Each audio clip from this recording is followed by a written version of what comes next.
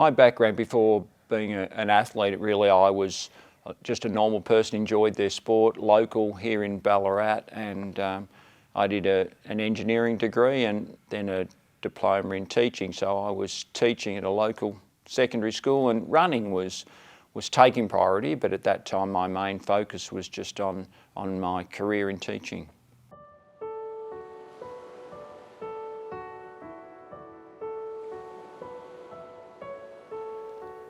I always loved my sport, even as a young kid running around in suburban Wendouree. I remember my dad taking me down to Little Athletics and riding my bike down to the Northern Oval to play footy, and a friend of the family, Rex Hollyoake, was heavily involved in cricket. So I was always just active. I was always just a person who wanted to be involved in sport.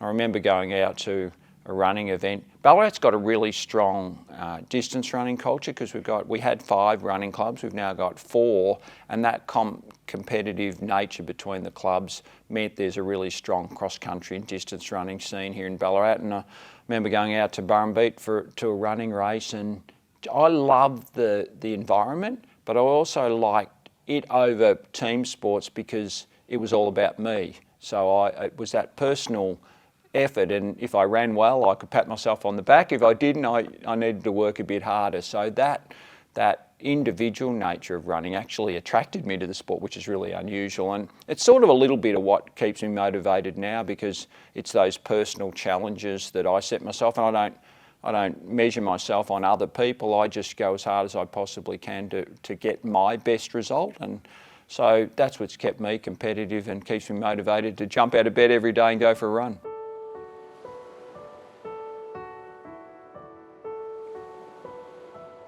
Ballarat's one of the best places in the world to be a distance runner. We have such a variety of running places, and I remember when I was training twice a day, every day, only one day did I have to drive to a place. All of the others, so out of the 14 runs I was doing a week, 13 of them were from my back door with a variety of trails. So everyone thinks Lake Wendouree is where I spend most of my time, but we have so much variety here that's a part of most of my runs. But I run up in the forest that horseshoe Ballarat, so Woorong National Park, which was Canadian forest, Creswick State Forest that I run in. We've got back lanes, we've got the Yarrawee Trail, we've got places you can run fast, places you can run in the forest, places you can run slow and just enjoy the environment. And so you put all of that into the recipe and you actually build the perfect cake for being a distance runner. So the environment here in Ballarat, whilst chilly and cold, we are slightly at altitude as well, so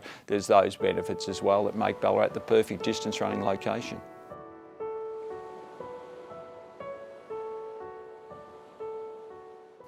If there was a student here who approached me, or I'd heard that was running pretty well, what my advice to them would be to join a group. Not so much, it doesn't have to be a running club, just a group of like-minded people. So runners of a similar age who you can share the social experience in. Because running, most of the time, I know it sounds weird, but most of the time we have a rule that most of your running training should be at conversation pace.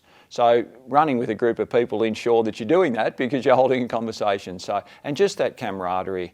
I mean, most of my friends now come from running interactions and just catching up with them on runs. So you build some great friendships. So that's the most important thing. To actually be in the moment a bit more. So if you have a success, you win the local school event, the local district event, enjoy that moment, because what will happen, someone will go, oh, you got a bright future, you could be the next Steve Moneghetti. Don't get all caught up in that, because that's way in the future and we don't know how that's going to play out. So just enjoy the moment, because I think people sometimes they forget to just enjoy the now and they really project forward saying, oh, I'm going to go to the Olympics and all that, which is fine, but that's a bit further down the track. So just enjoy the moment right now and enjoy those little successes you have along the way. I had lots of successes, but they're all building to an ultimate success. And I sometimes wish I had just enjoyed the benchmark events along the way, that they were significant in themselves.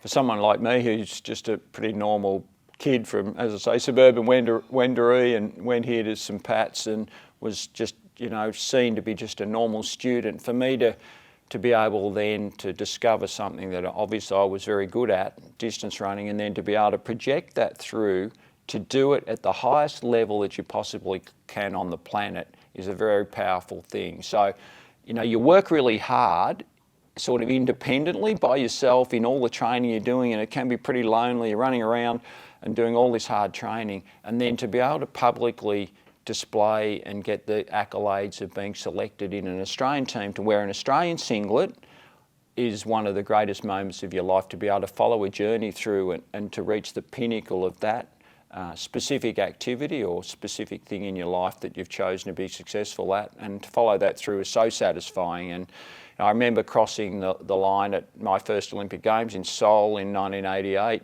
and coming around the bend and crossing that line and knowing that from that day forward I could call myself an Olympian. No one could ever take that away from me, was just so satisfying, and made all the years of lonely running around the streets of Ballarat so much worthwhile.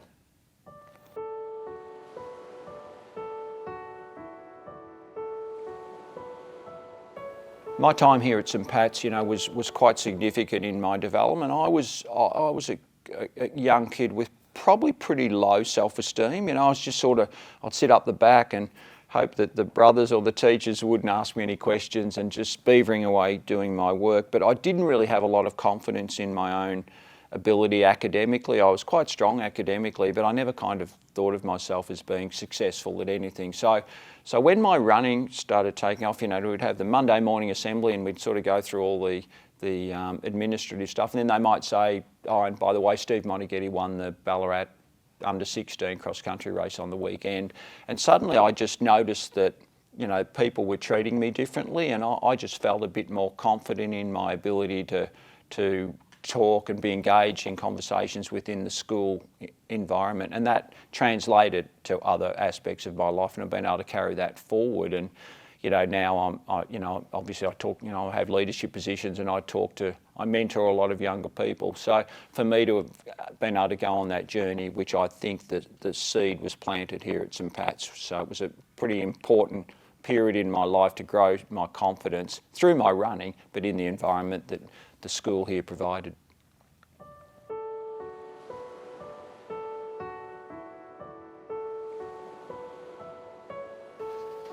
Someone who's had a remarkable effect on my career and was very important in the development of my running was a person who went to St Pat's here, and he was a local physio in Ballarat from Newington Physiotherapy, Peter Howley, and early on I was getting some injuries, and he quite quickly, he's pretty astute, and he quite quickly realised that, oh look, you're running long distance events, you run a race, you get injured, you come and see me, I fix you, you go off and you run another event, you get injured, there's a cycle forming here. Look, why don't we try to change this around a little bit, where you come and see me regularly, we do some treatment, make sure you're ready to go, and hopefully rather than getting that cycle of getting injured, we can prevent that happening. And I thought, gee, sounds good to me. So I started seeing him twice a week, and I saw him twice a week basically right through my professional career. And to give you an example of how important he was, I remember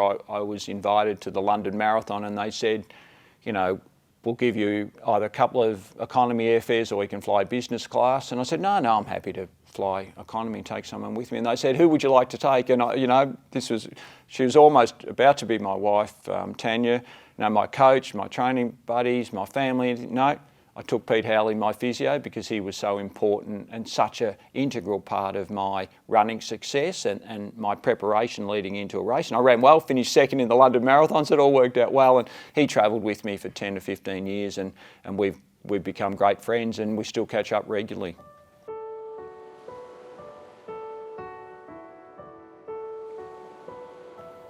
I think some of the values that I learned here at St Pat's, I think, resilience. I was tested. I was just a quiet little kid, and I remember, as I mentioned, I didn't have a lot of confidence, so that was often tested. So I think I grew over my time here at the college through being pushed a little bit, and there was an expectation that, and as I mentioned, I was academically pretty smart when I was in the younger forms, but as I got a bit older, my sporting success took over from my academic studies, so there was a bit of a balance there. So I think that resilience was really valuable at the time, and just how to deal with people. I've moved into administrative positions, leadership positions, and the college, allowed me to do that. I was an individual runner, but then I'd come to school and I was running in the school team, and then I became captain of the athletics team and captain of the cross country. So that leadership and that being a part of a team was really established here, and that became integral for me. I was captain of the Australian Olympic team and chef de mission of Commonwealth Games teams. No doubt that being a part of the team at a young age and the lessons I learned from that allowed me to take on those leadership positions later in my career.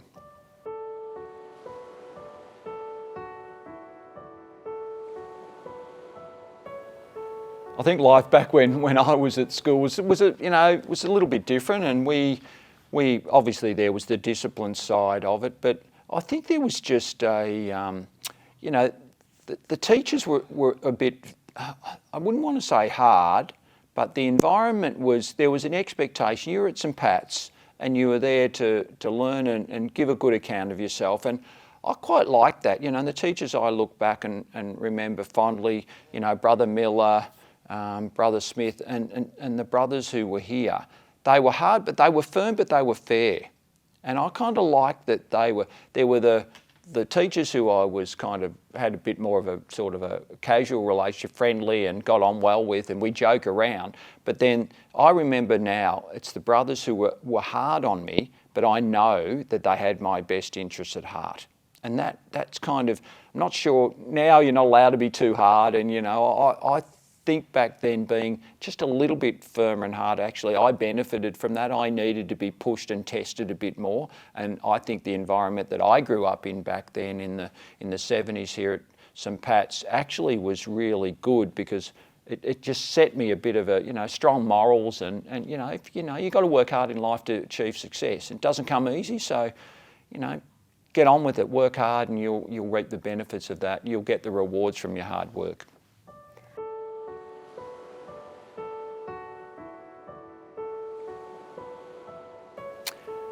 What do I miss about the college? I think one of the things that's interesting, you mentioned about one of the things that we could do, we went for a run at lunchtime. You probably couldn't do that now. We'd run with Tony Benson, who was teaching here. We'd go for a run at lunchtime, and just that camaraderie that, and I'd run with people from different levels. So it wasn't just the people, if I was in I used to say form, so if I was in, year 8 as it is now, we'd go for a run and there'd be people from year 9 and 10. So we sort of crossed classes a bit more then, and we'd run with the teachers. So, that camaraderie, I think I built some friendships at the college that have stayed with me forever. And, just recently we had a catch up down the Western District, just went away for a weekend with a few of the boys that I went to school with here.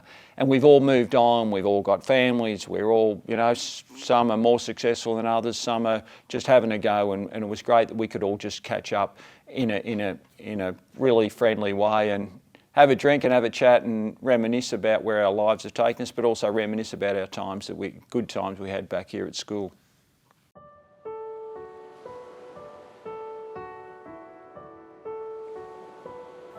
What don't I miss? Well, I don't miss, because I was quite academic early, and as I was Dux of year 7, and then sort of I was in the prizes year 8 and 9. But as I got older, a lot of other students jumped over me, and there was an expectation that I need to work a bit harder on my academic studies. So I don't miss that sort of pressure to be intelligent and clever and have to do all this extra study and homework, because I came to school to learn, and then when I left school, I wanted to go running and catch up with my mates, and I wasn't as studious out of school hours, because I thought, well, that's school done, now I'll get on with other aspects of my life. So that academic expectation, I snuck through year 12. I didn't have great results. I passed everything, but I got through and got into engineering, as it turned out, so it all worked out well. But that homework and that academic expectation was probably something that I didn't enjoy. I just immersed myself in school life rather than pushing myself too hard.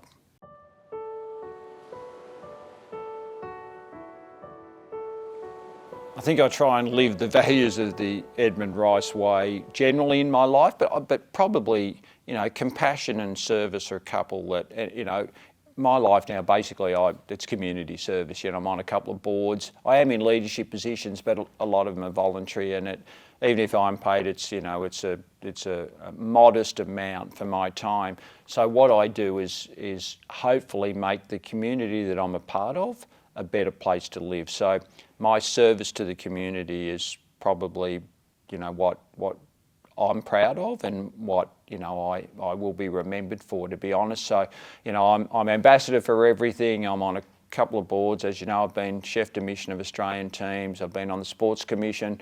I'm race director of a race that's raised over $20 million for the Good Friday Appeal, the Royal Children's Hospital. So a lot of those areas of my life that, and I don't need to promote it or boast about it, but I'm asked to do lots of things, and I enjoy giving back to the community because I think, it's a community that my family lives in, that we're a part of. So if I can help improve that, then everyone benefits, and it's a good outcome all around.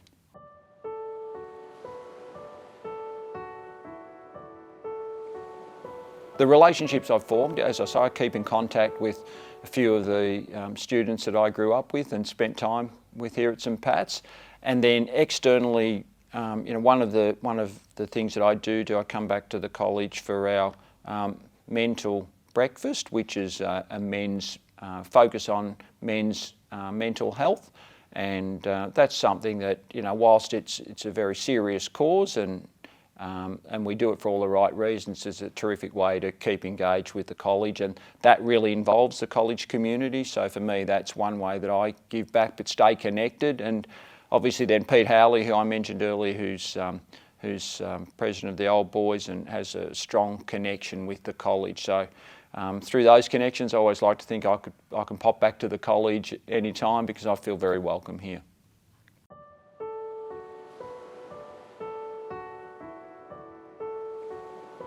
For someone who does want to reconnect with the college, be active as an alumni.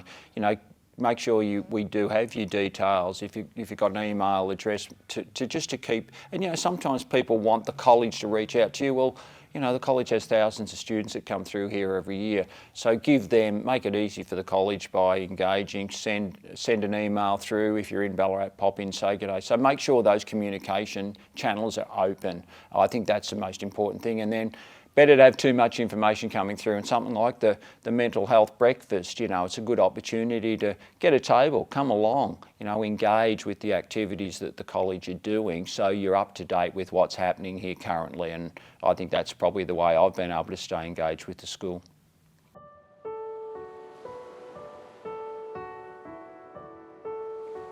Congratulations to the school. 130 years of history is an amazing tradition, and we all think about the tradition. I have a little sort of saying that I use. We learn from the history, we live in the present moment, and then we plan for the future. And if we don't respect and acknowledge history and learn from it, then we're missing a great opportunity. So something's happened at this school over those 130 years that have allowed it to build the reputation that it has.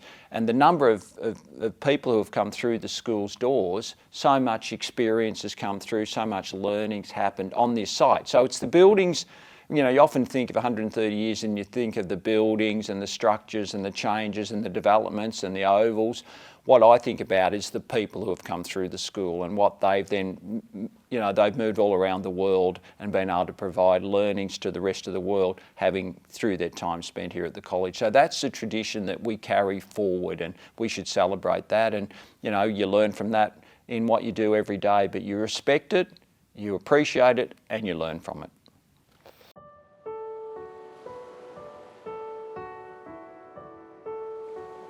I think the faith and the messages that I learnt through the school, you know, about the character building of my time here has served me really well. And you don't think of it at the time. So you're at school and, you know, you're doing a lot of, you're learning a lot of things along the journey, and you're carrying those messages with you. You don't notice it at the time, but they're the things that develop you as a person, and they're the attributes that you carry with you for the rest of your life, and they come out in various ways. Like I say, for me, it's, you know, in the leadership and in the service back to the community. And I didn't know it at the time, but I was learning them on the journey as I was going through my secondary years here at St Pat's. So to be able to carry those forward, you know, for me, that's the most important thing, is to be able to think, well, that seed was planted when I was back at St Pat's, and then to be able to see that grow into a flower, or to blossom, and for me to be able to contribute back in the way that I have, that's a pretty powerful message.